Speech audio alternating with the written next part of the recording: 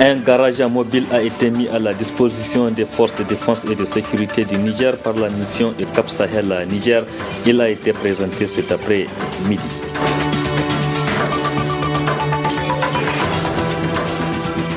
Les travailleurs des magasins sous douane dégagent leur position relativement à la gestion des magasins sous douane par le groupe Bolloré.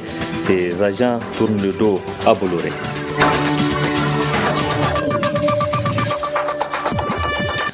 Merci d'être sur la télévision Labari pour vous informer. Mesdames, Messieurs, bonsoir et bienvenue à tous à cette édition de ce mercredi 10 août 2016.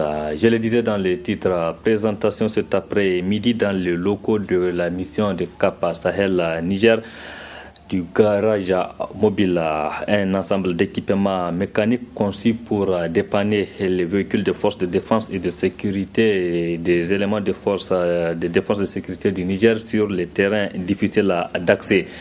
L'initiative est celle de la mission de Cap Sahel Niger. La cérémonie s'est déroulée cet après-midi en présence des responsables des forces de défense et de sécurité. Et c'était également devant l'objectif de Nasser Seydou et Nasser Dantoufou.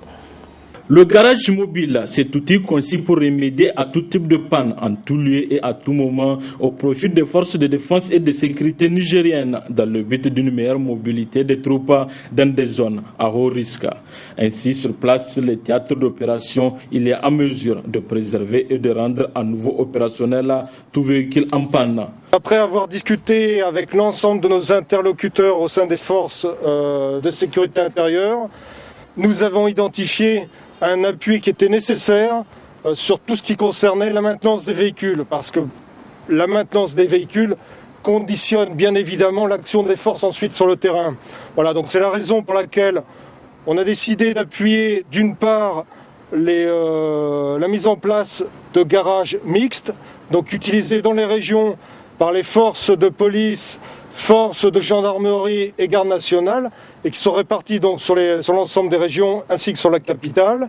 Et à côté de ce dispositif, compte tenu des particularités du Niger, des espaces qui sont vastes et que vous connaissez tous très bien, donc nous avons décidé également de vous appuyer plus concrètement également sur le terrain en vous donnant cette capacité de maintenance partout sur le terrain.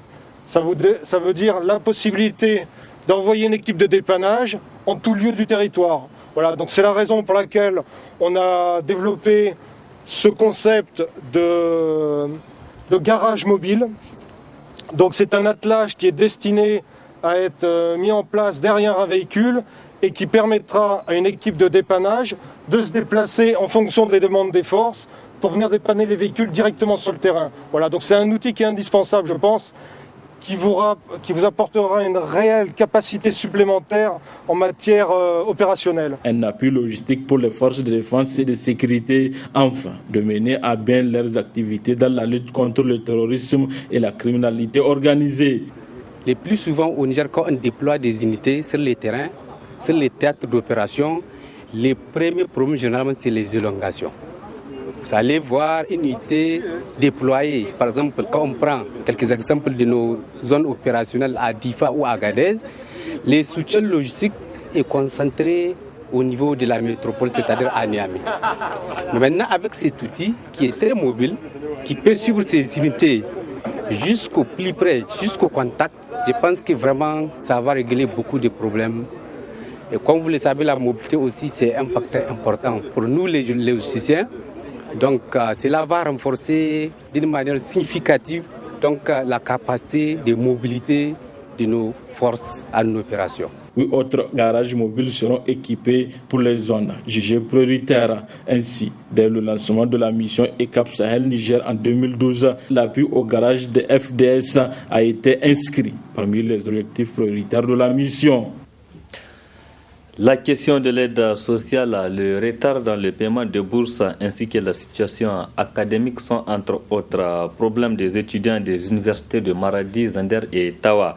Les représentants des étudiants de ces universités étaient ce matin face à la presse dans les locaux du siège de l'USN.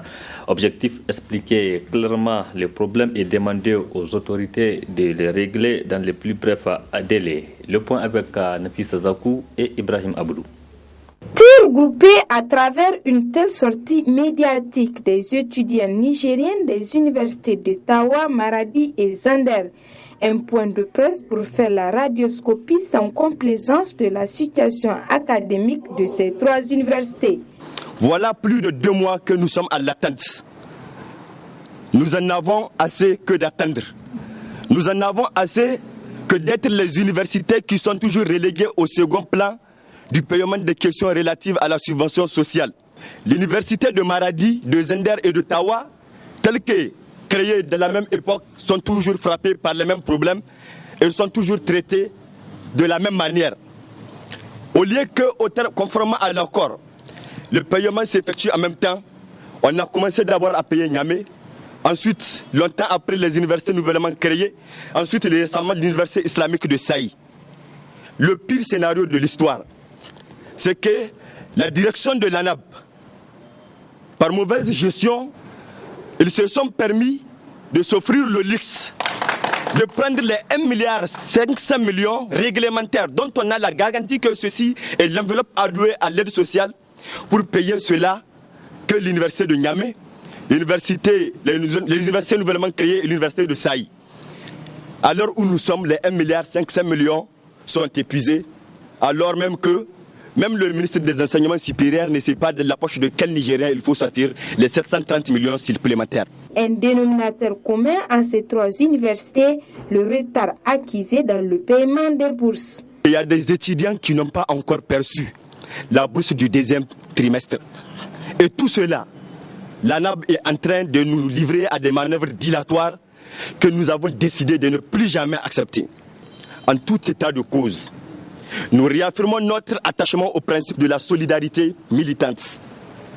Mais nous décrions le traitement d'injustice à caractère divisionniste dont nous sommes victimes.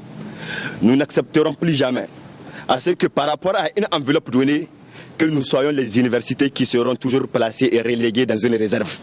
Opportunément, d'autres problèmes auxquels elles font face sont également abordés. À Maradi, tout comme à Zender, l'université souffre d'un problème sérieux de retard académique. À cela s'ajoute la grève des enseignants qui nous amène à une perte de temps inutile.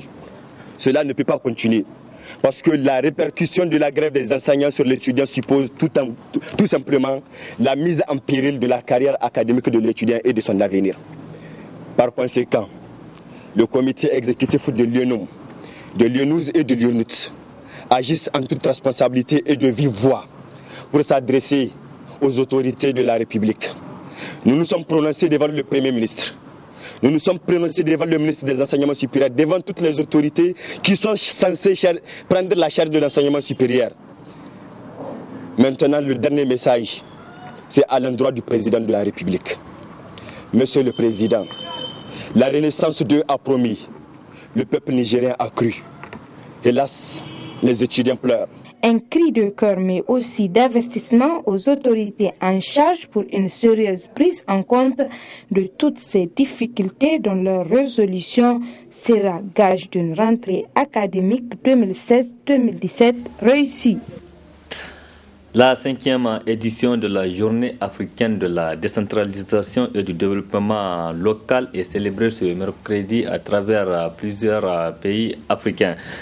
Cette journée est célébrée sous le thème l'équité, la promotion du genre et l'autonomisation des femmes pour une meilleure réalisation de l'agenda 2063. Dans un entretien que nous a accordé le directeur général de la décentralisation, il est revenu sur l'importance même du processus. En réalité, on a choisi ce thème, c'est l'Union africaine qui choisit ce thème, qui demande aux États donc de faire des manifestations dans le cadre de cette journée, qui vont dans le sens donc des thématiques qui sont choisies. Par rapport à ces thématiques, c'est ça qui a fait que la ministre déléguée à la décentralisation a lancé un message qui donne un peu le contenu de cette journée, mais aussi qui est un message qui appelle un peu à la conscience l'ensemble des acteurs qui interviennent dans la gestion de la chose publique, à savoir les partis politiques, pour accorder plus de femmes, en tout cas dans les affaires, avec la loi sur le quota qui est là, qui permet en tout cas de favoriser le nombre de femmes, qui est un minimum. qui est donné quand même. La loi, c'est le minimum que la loi donne. On peut aller au-delà. Mais aussi, c'est un appel qu'il faudra lancer à nos sœurs pour qu'elles s'engagent davantage dans le jeu politique et se faire prévaloir, parce qu'elles ont aussi la même responsabilité que tous les hommes, tous les acteurs qui sont là. Et c'est aux partis politiques, aux associations aussi de faire une place de choix, en tout cas, à au moins la majorité, une bonne partie de la majorité de la population qui constitue les femmes, parce qu'on parle de 51%. Donc il faut nécessairement qu'on arrive à une situation, à un moment ou un autre, où le niveau de représentation de la femme soit élevé. Mais nous sommes dans le cadre d'un processus qui doit être aussi un processus de combat, de négociation, de lobbying, et qui ne va pas se décréter du jour au lendemain. C'est avec, en tout cas, le plaidoyer, le lobbying, la lutte, qu'on peut arriver à rehausser le niveau de participation de nos sœurs, par leur propre lutte, mais aussi par la lutte des autres couches sociales, pour les aider à améliorer leur représentation et leur présence, en tout cas, dans la scène politique, mais dans l'arène sociale, où déjà elles existent quand même, l'arène sociale, mais dans le jeu politique. Il faut nécessairement que tout le monde s'y mette pour que nos sœurs, en tout cas, aient vraiment leur place. Ousseini Mahamana Rabiou, directeur général de la décentralisation, que vous retrouverez en partie magazine de ce journal. Donc, relativement à l'entretien qu'il nous a accordé ce matin à l'occasion de la célébration de la journée africaine de la décentralisation. Rendez-vous donc à la fin de ce journal. C'est le deuxième titre de ce journal, longtemps accusé à tort ou à raison de mutisme dans l'affaire de gestion des services des magasins sous douane. Le syndicat national des travailleurs des magasins sous douane Saint-Tramad rompt avec le silence par la publication d'un recueil datant du 9 août 2016. Ce recueil retraçant les différentes sorties médiatiques du syndicat relativement à l'affaire Bolloré vise à éclairer l'opinion publique sur le combat que mène ce syndicat depuis près de 20 mois. Reportage Adam Soumana et Sadou Doumi.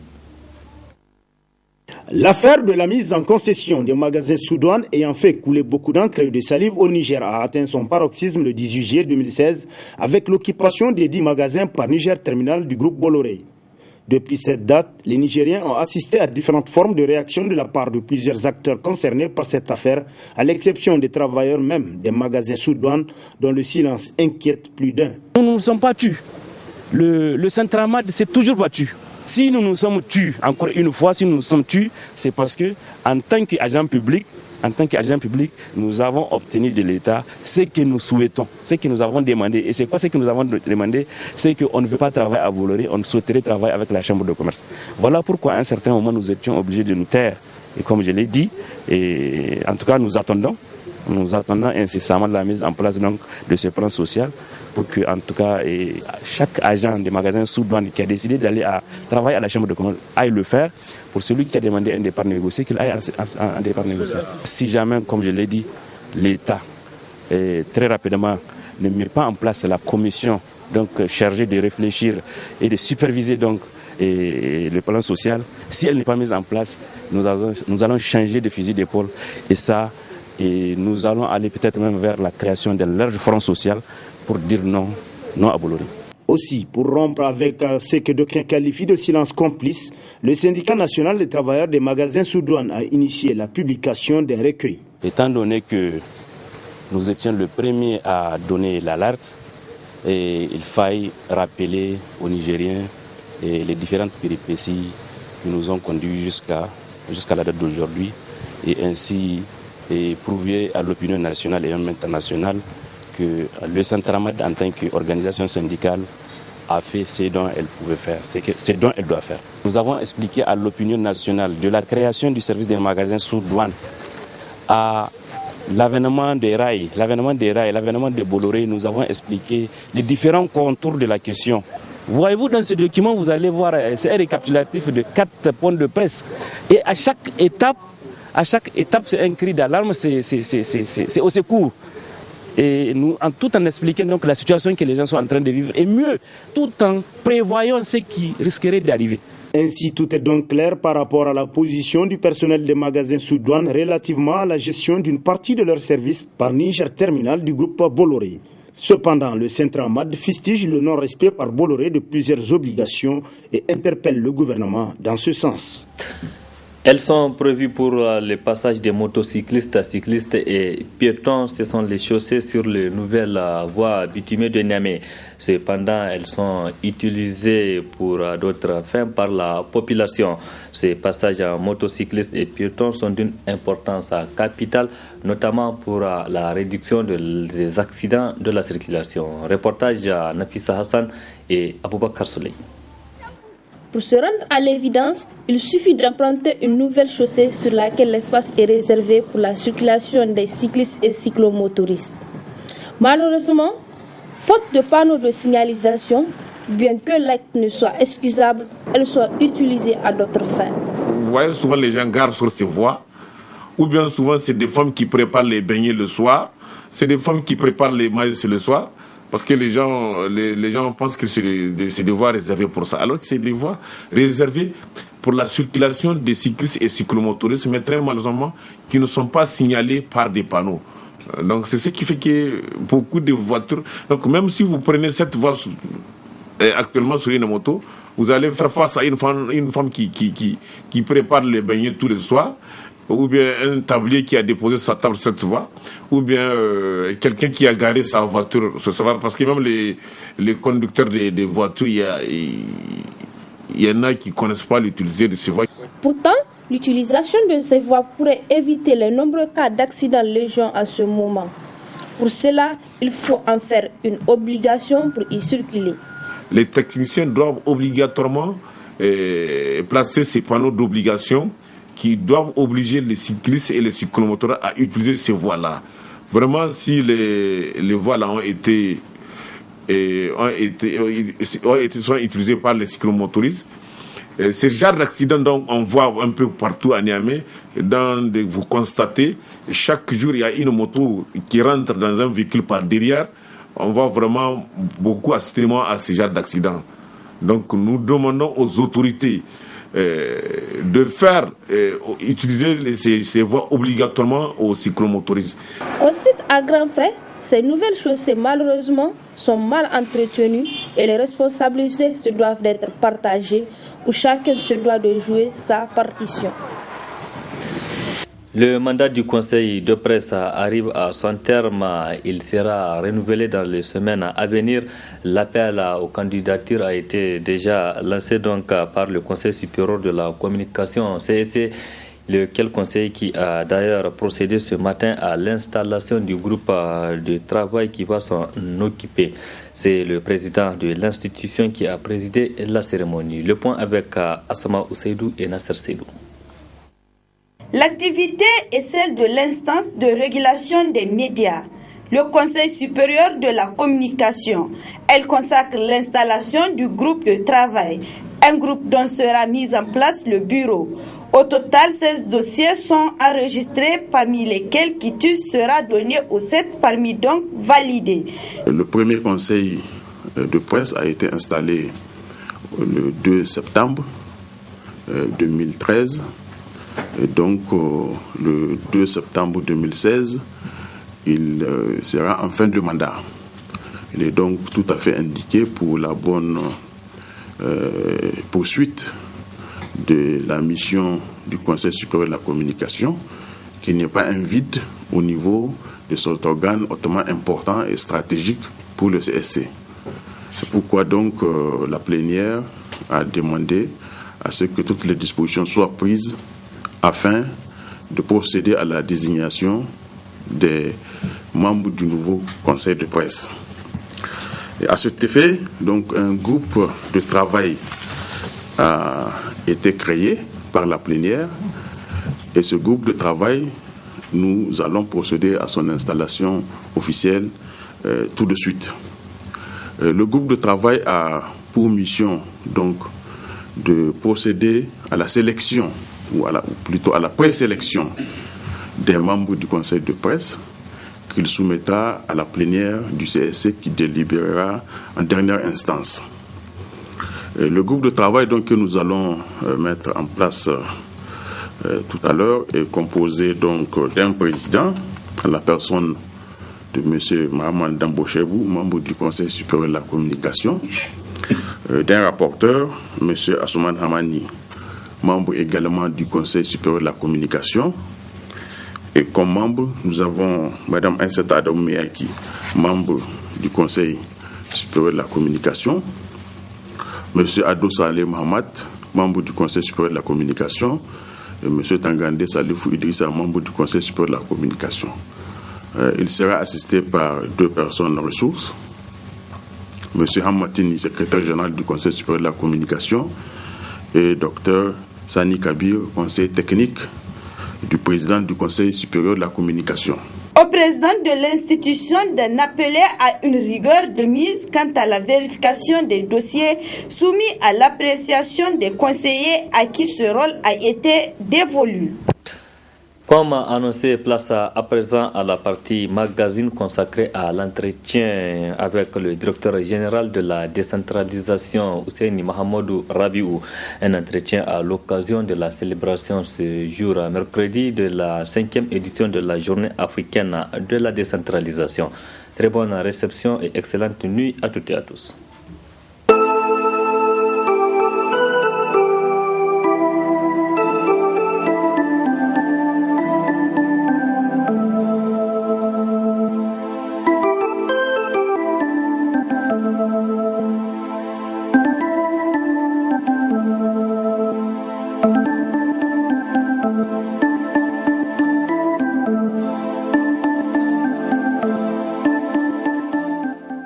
Aujourd'hui, dans notre loi fondamentale depuis les indépendances, on a parlé du processus de décentralisation depuis les constitutions de 1964 jusqu'à la dernière, et ça a été énoncé dans la loi fondamentale comme mode de gouvernance.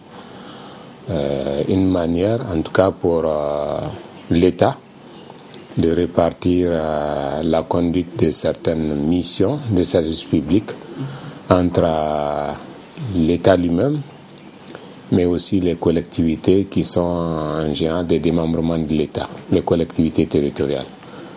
Donc en somme, c'est un mode de gouvernance où il y a un partage de responsabilités, des missions qui se font donc entre l'État et ses démembrements collectivités territoriales, avec un certain nombre d'indications concernant donc la conduite même du processus, la gestion des rapports entre les différents acteurs de l'État, mais aussi des collectivités, donc les représentants de l'État, les élus, les organisations de la société civile, toute la population d'une manière générale.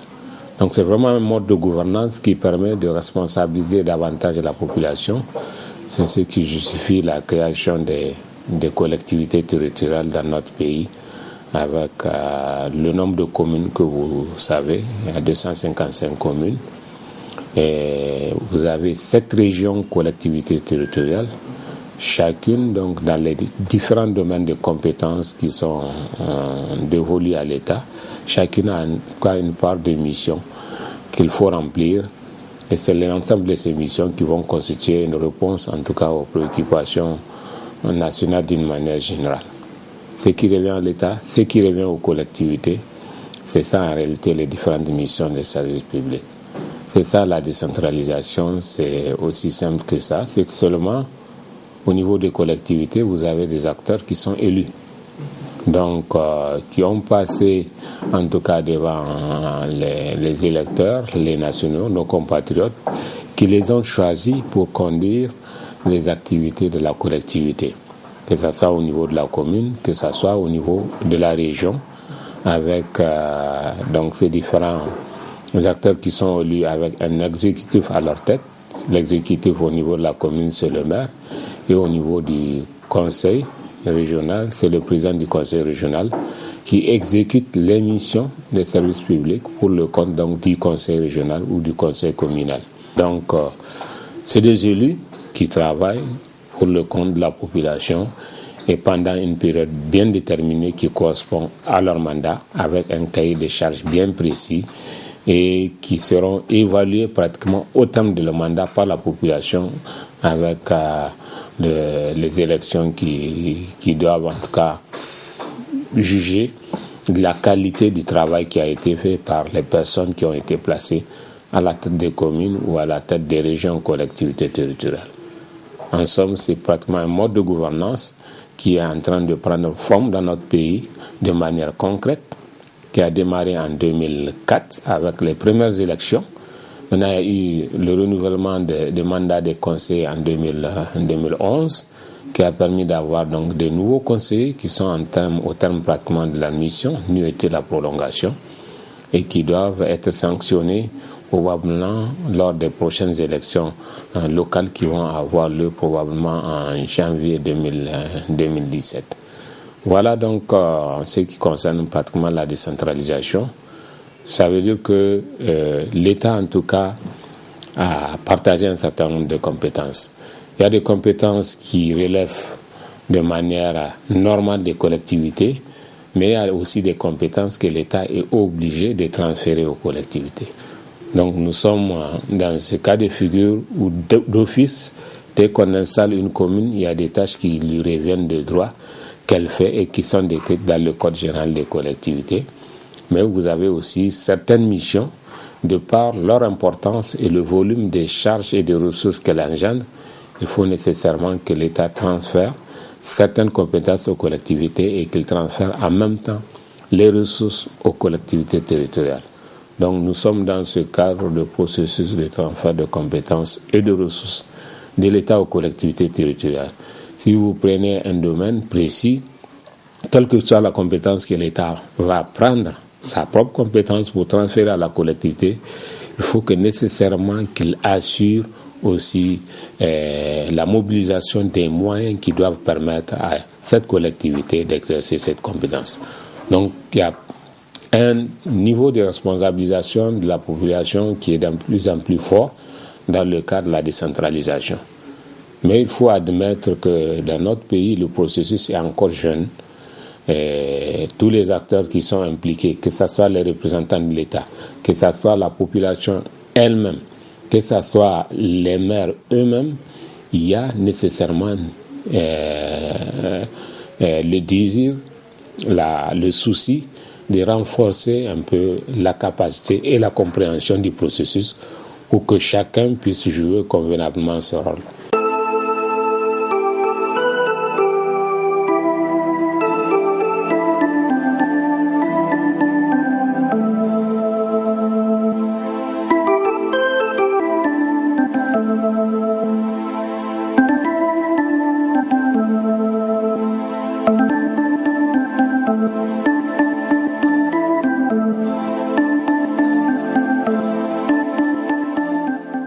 Ce décret a énuméré un certain nombre de compétences qui n'ont pas été aussi énumérées par hasard.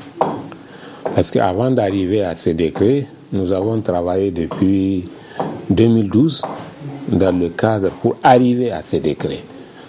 Donc il fallait dans un premier temps, à partir du moment où c'est la première fois que le processus de transfert de compétences est engagé, il fallait pratiquement mettre l'ensemble des acteurs qui sont concernés au même niveau d'information et au même niveau de compréhension de la démarche. Donc nous avons, à partir de l'année 2013, le ministère de l'Intérieur, principalement, a mis en place un comité technique de transfert de compétences et de ressources qui est présidé par le conseiller technique du ministre et qui comprend les représentants de l'ensemble des ministères sectoriels qui sont concernés par le transfert. Donc tous les ministères sont concernés avec les représentants des organisations faîtières des collectivités territoriales.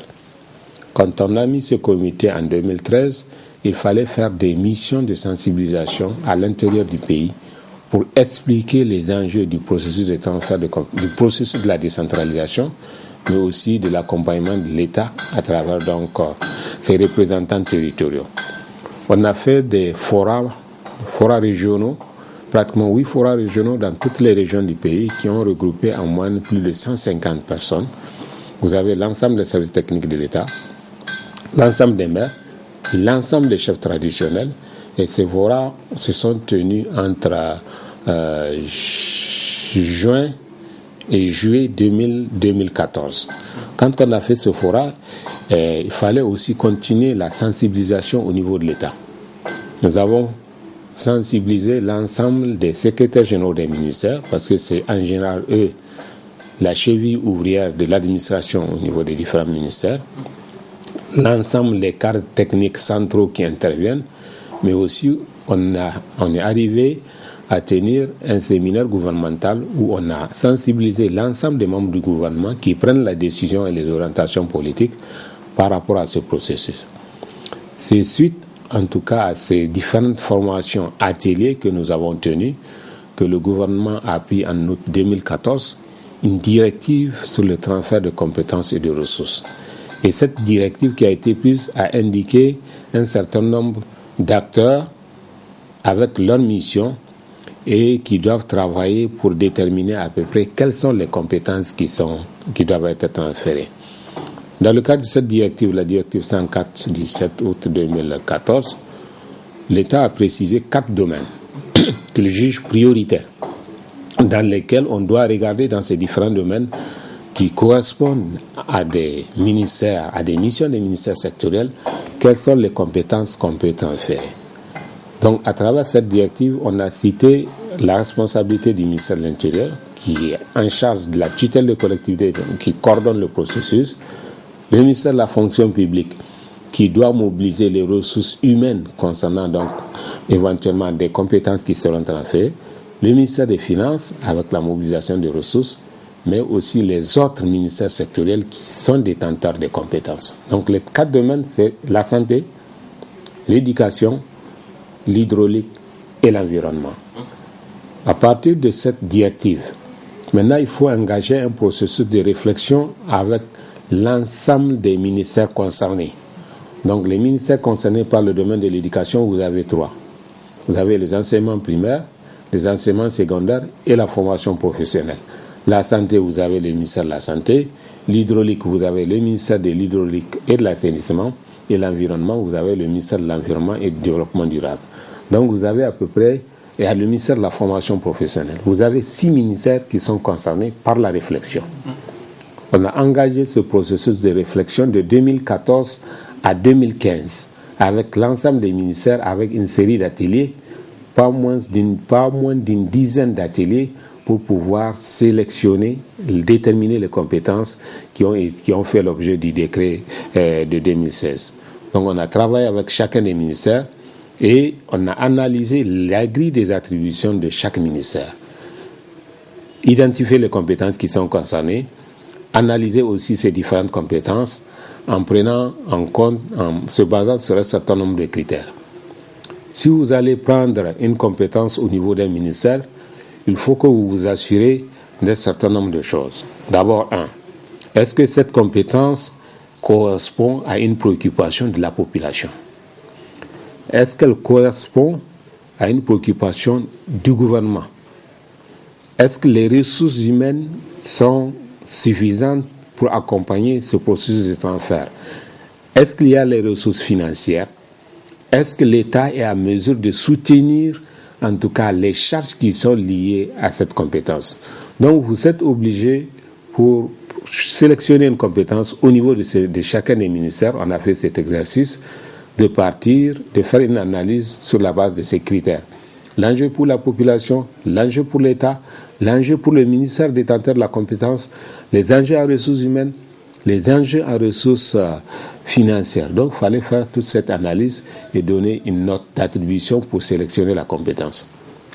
On a fait ce travail qui nous a permis, en tout cas, de déterminer les compétences qui sont contenues dans le décret, dont ce dont vous parlez, par exemple, la prise en charge des enseignants contractuels, qui n'est pas la seule compétence. Il y a 4 autres compétences qui sont concernées par le domaine du primaire.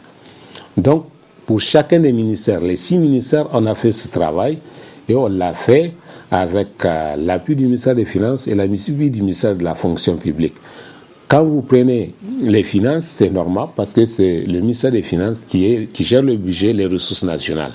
La fonction publique, c'est elle qui gère les ressources humaines de l'État, que ce soit les ressources de la fonction publique ou les autres auxiliaires et contractuels, parce qu'ils sont payés sur le budget de l'État.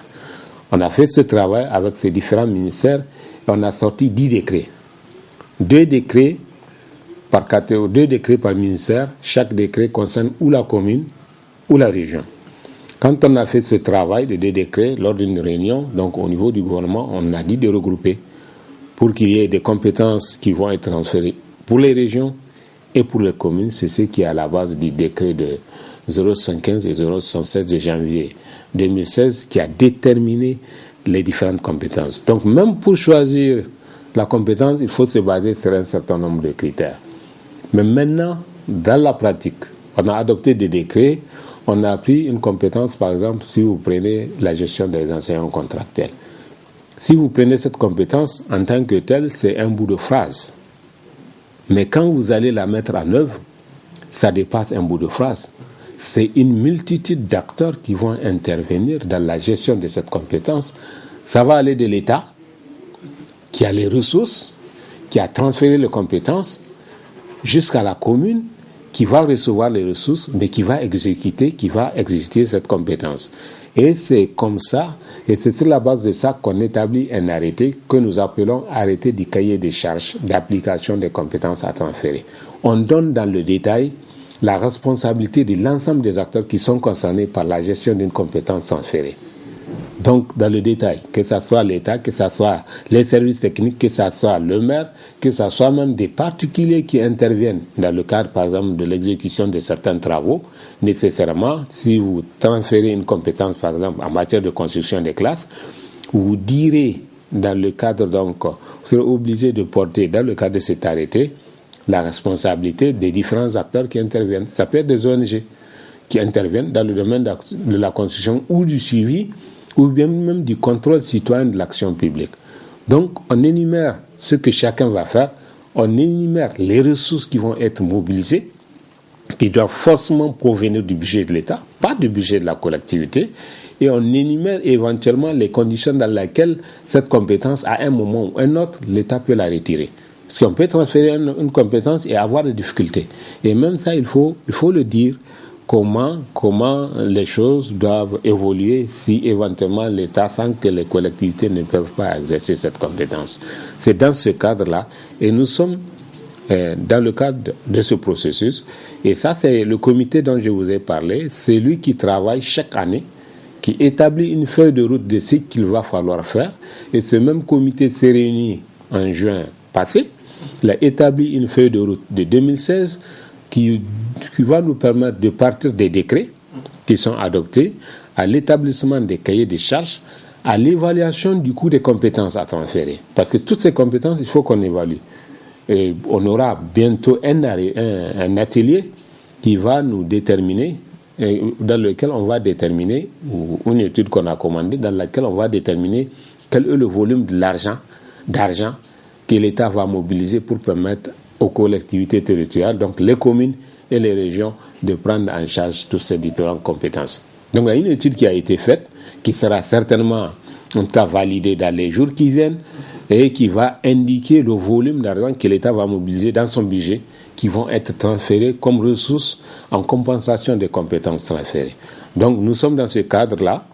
On va faire l'atelier bientôt. On va finaliser les différents arrêtés de l'ensemble des ministères bientôt.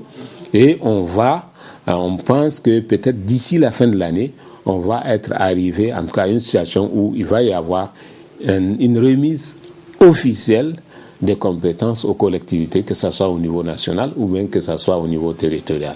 Et ça, c'est le travail des élus, c'est le travail de tous citoyens pour faire avancer ce processus pour nous qui est irréversible. Ça peut aller lentement, mais ce qui est sûr, c'est la démocratisation, c'est l'amélioration de la gouvernance qui est en jeu, et je pense que tous les citoyens sont interpellés.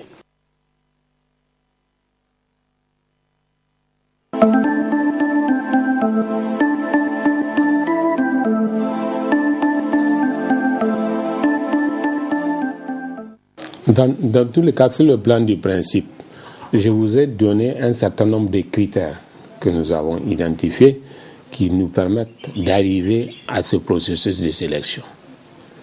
Quand vous prenez même la compétence qui a été prise, mais au fond, quand vous prenez, ça va responsabiliser davantage aussi les maires qui sont en quelque part les représentants de l'État dans la gestion et le suivi de l'enseignement au niveau de leurs communes respectives. Est-ce que vous pensez qu'à partir de Niamey, on est en mesure de contrôler la situation globale des effectifs, y compris dans les communes reculées? Donc il faut responsabiliser. La population a une part de responsabilité aussi dans la gestion du système éducatif. Ce n'est pas uniquement l'État. Et si ça a été fait, c'est l'État qui assure le transfert, mais c'est l'État qui va donner aussi les ressources. Donc il ne faut pas que les gens pensent que c'est avec les ressources des collectivités qu'on va payer. Non. C'est les ressources que l'État utilise pour payer les contractuels qui vont être transférés dans le cadre du circuit du trésor public.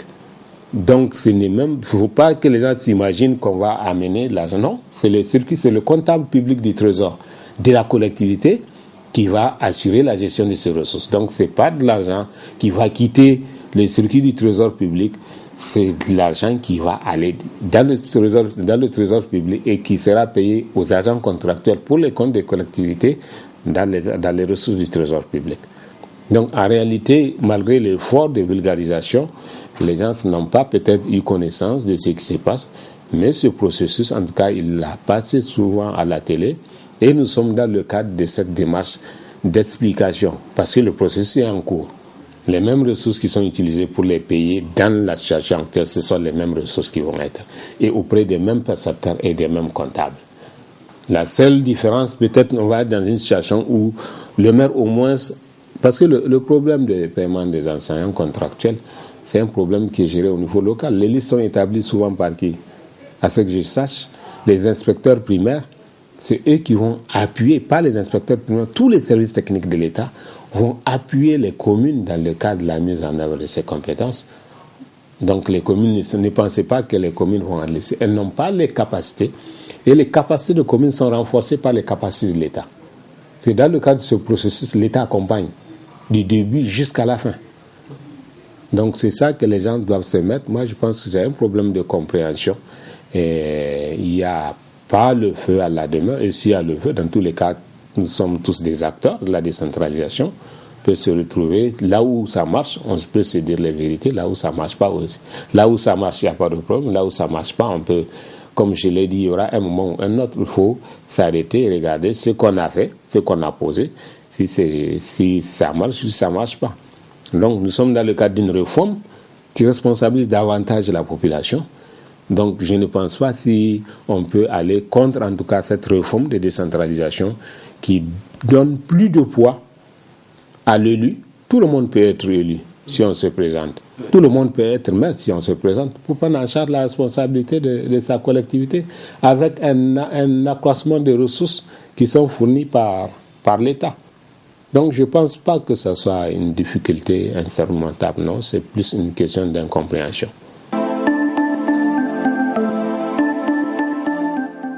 Je pense qu'au Mali, ils sont dans le cadre de ce processus, je pense bien.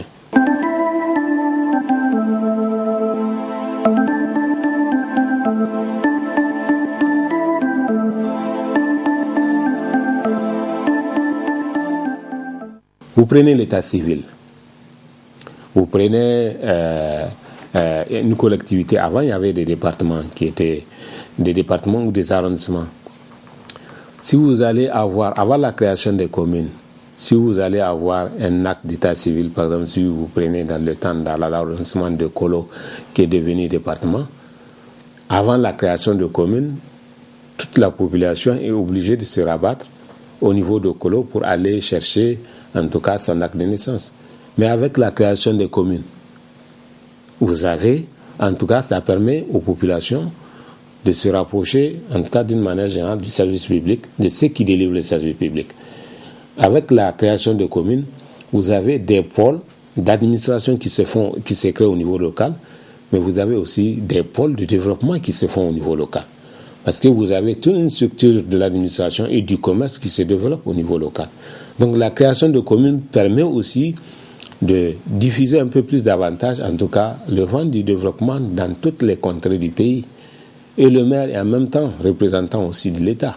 Donc il a cette robe qui lui permet en tout cas dans certaines circonstances, dans le cadre de l'application de certaines lois et règlements, de répondre aux préoccupations de la population, d'être aussi l'interlocuteur ou le porte-parole de cette population au niveau de l'administration centrale ou au niveau des autres acteurs. Vous avez d'autres possibilités qui sont offertes aussi à travers le développement de la coopération décentralisée, qui permet aux maires d'aller en tout cas chercher des ressources, bien sûr, dans le cadre des lois et règlements de la République, pour le compte de sa collectivité.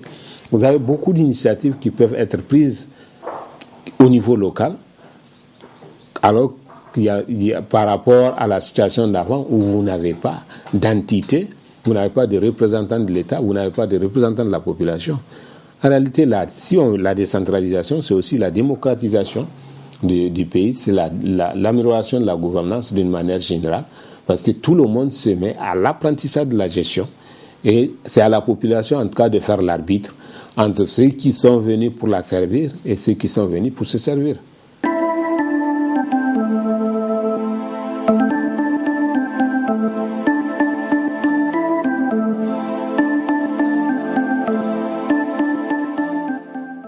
Les femmes mères, si elles sont élues, elles sont des mères comme tous les autres. Elles ont les mêmes missions et elles ont droit aux mêmes égards que les hommes qui sont mères.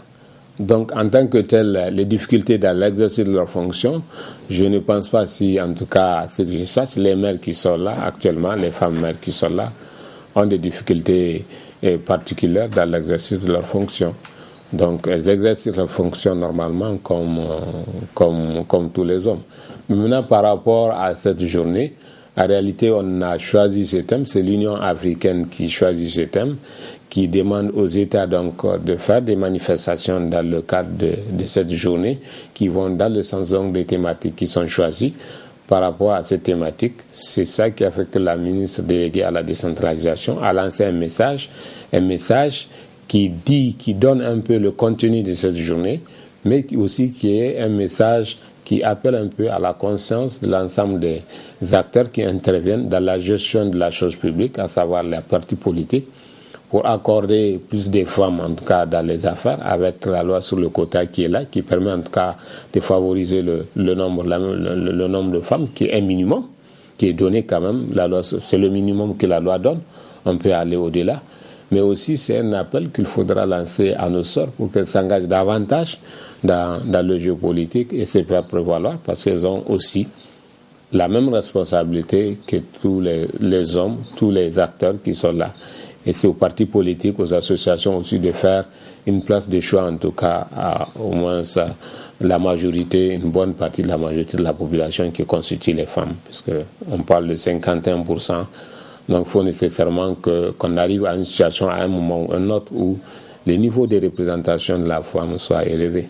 Mais nous sommes dans le cadre d'un processus qui doit être aussi un processus de combat, de négociation, de lobbying, et qui ne va pas se décréter du jour au lendemain.